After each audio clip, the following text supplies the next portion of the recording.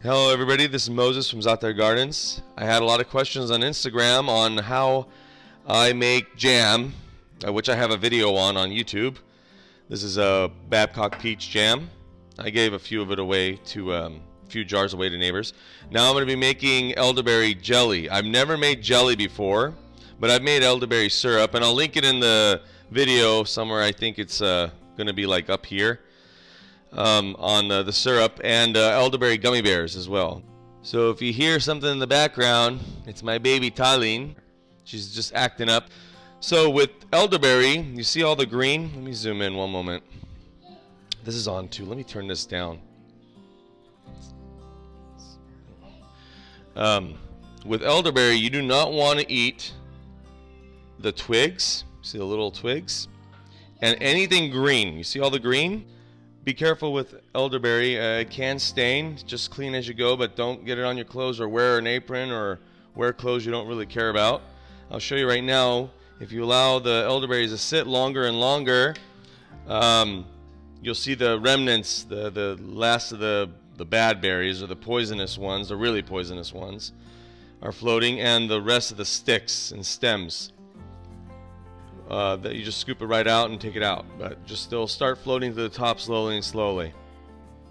Okay, once you see it boiling like this, just put it down on low and leave it there for about 20 to 30 minutes. Let it simmer.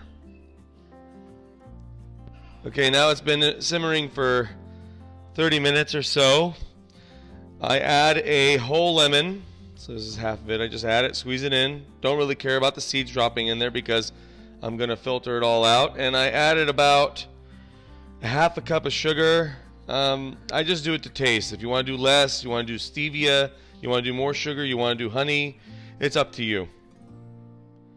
Oh, and almost forgot, a few cloves as well.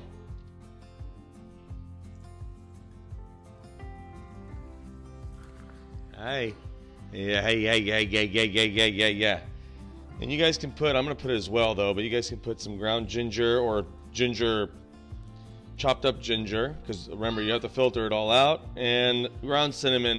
Add some more flavor, some more antioxidants, some more good stuff, right? Do you like the good stuff? Huh?